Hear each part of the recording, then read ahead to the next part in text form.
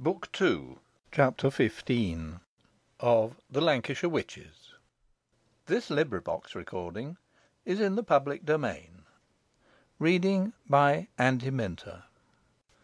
The Lancashire Witches, a Romance of Pendle Forest, by William Harrison Ainsworth. Book 2, Pendle Forest. Chapter 15 The Phantom Monk. Many hours had passed by, and night had come on, a night profoundly dark. Richard was still lying where he had fallen at the foot of Malkin Tower, for though he had regained his sensibility, he was so bruised and shaken as to be wholly unable to move. His limbs, stiffened and powerless, refused their office, and after each unsuccessful effort he sank back with a groan. His sole hope was that Mistress Nutter, alarmed by his prolonged absence, might come to her daughter's assistance, and so discover his forlorn situation; but as time flew by, and nothing occurred, he gave himself up for lost. On a sudden the gloom was dispersed, and a silvery light shed over the scene. The moon had broken through a rack of clouds, and illumined the tall mysterious tower, and the dreary waste around it.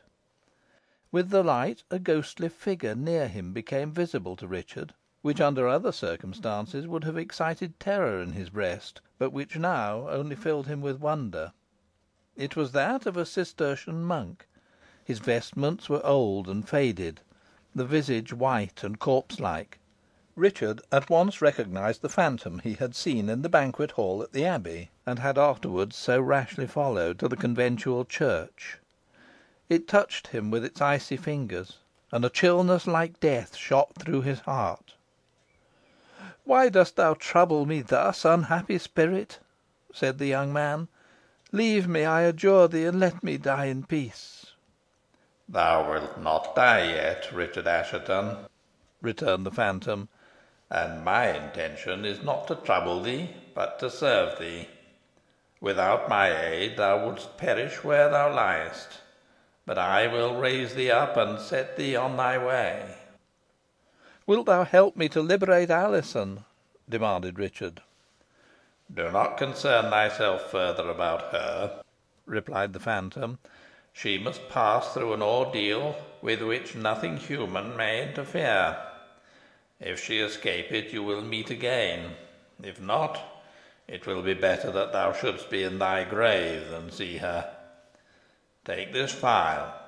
Drink thou the liquid it contains, and thy strength will return to thee."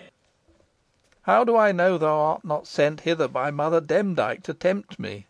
demanded Richard, doubtfully. "I have already fallen into her snares," he added, with a groan.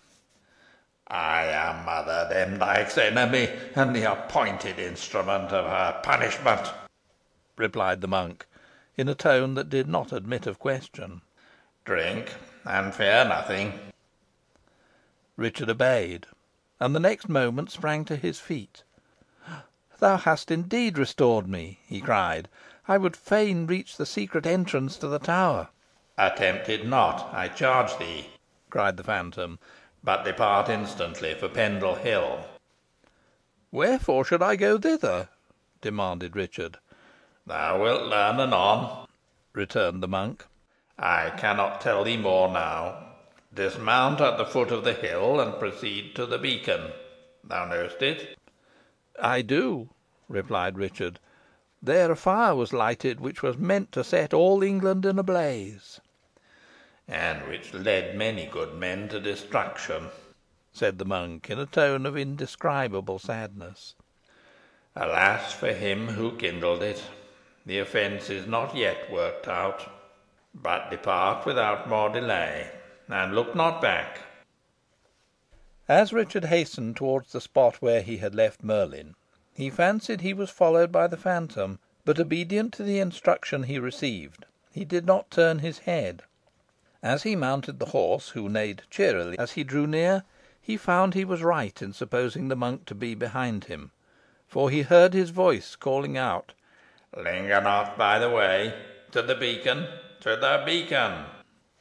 Thus exhorted, the young man dashed off, and to his great surprise found Merlin as fresh as if he had undergone no fatigue during the day. It would almost seem, from his spirit, that he had partaken of the same wondrous elixir which had revived his master. Down the hill he plunged, regardless of the steep descent, and soon entered the thicket where the storm had fallen upon them, and where so many acts of witchcraft were performed. Now neither accident nor obstacle occurred to check the headlong pace of the animal, though the stones rattled after him as he struck them with his flying hoof. The moonlight quivered on the branches of the trees and on the tender spray, and all looked as tranquil and beautiful as it had so lately been gloomy and disturbed.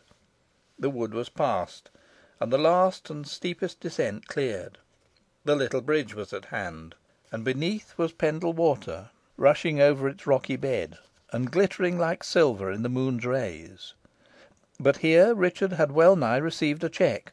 A party of armed men, it proved, occupied the road leading to Rough Lee, about a bow shot from the bridge, and as soon as they perceived he was taking the opposite course, with the apparent intention of avoiding them, they shouted to him to stay. This shout made Richard aware of their presence, for he had not before observed them, as they were concealed by the intervention of some small trees; but though surprised at the circumstance, and not without apprehension that they might be there with a hostile design to Mistress Nutter, he did not slacken his pace. A horseman, who appeared to be their leader, rode after him for a short distance, but finding pursuit futile, he desisted, pouring forth a volley of oaths and threats, in a voice that proclaimed him as Sir Thomas Metcalfe. This discovery confirmed Richard in his supposition that mischief was intended Mistress Nutter; but even this conviction, strengthened by his antipathy to Metcalfe, was not sufficiently strong to induce him to stop. Promising himself to return on the morrow, and settle accounts with the insolent knight, he speeded on, and passing the mill, tracked the rocky gorge above it, and began to mount another hill. Despite the ascent, Merlin never slackened his pace, but though his master would have restrained him, held on as before. But the brow of the hill attained, Richard compelled him to a brief halt. By this time the sky was comparatively clear, but small clouds were sailing across the heavens, and at one moment the moon would be obscured by them, and the next burst forth with sudden effulgence. These alternations produced corresponding effects on the broad, brown, heathy plain extending below, and fantastic shadows were cast upon it, which it needed not Richard's heated imagination to liken to evil beings flying past. The wind, too, lay in the direction of the north end of Pendle Hill, whither Richard was about to shape his course, and the shadows consequently trooped off towards that quarter. The vast mass of Pendle rose in gloomy majesty before him, being thrown into shade, except at its crown, where a flood of radiance rested. Like an eagle swooping upon his prey, Richard descended into the valley, and like a stag pursued by the huntsman, he speeded across it. Neither dyke, morass, nor stone wall checked him or made him turn aside, and almost as fast as the clouds hurrying above him, and their shadows travelling at his feet, did he reach the base of Pendle Hill. Making up to a shed, which, though empty, luckily contained a wisp or two of hay, he turned Merlin into it, and commenced the ascent of the hill on foot.